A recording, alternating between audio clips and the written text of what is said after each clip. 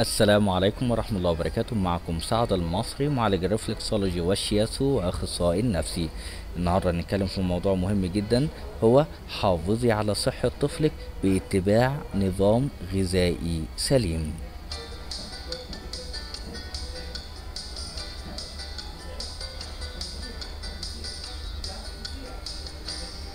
لأن الطفل أكثرنا حيوية ونشاطا، فإن جسمه بيحتاج إلى كميات متنوعة ومتجددة من السعرات الحرارية اللي بتعتمد أساسا على نوعية الطعام الذي يقدم إليه.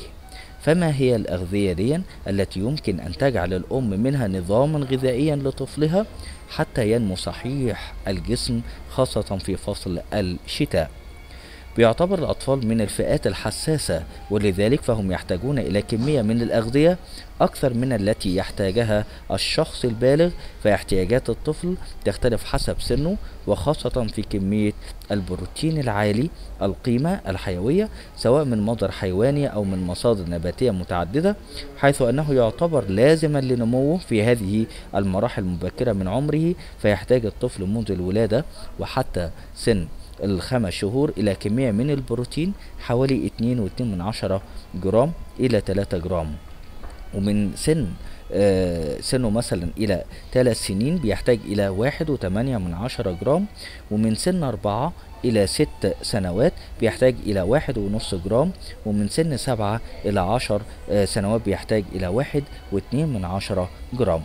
وهناك 4 مجموعات غذائية يجب أن يحتوي عليها الغذاء المتزن، وهي مجموعة اللحم والبيض والسمك والخضر والفاكهة واللبن.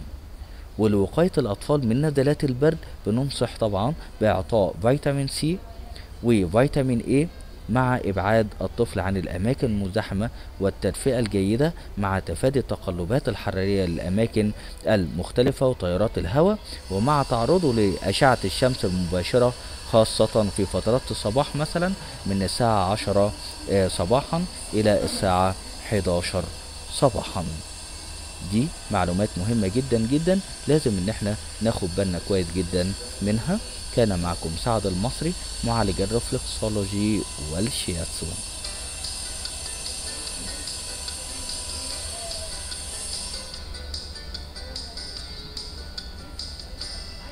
للتواصل معي أعزائي المشاهدين، رجاء الاتصال على 012 36 90 535، أو عن طريق الإيميل سعد_أستاذ أونلاين @yahoo.com. والسلام عليكم ورحمة الله وبركاته.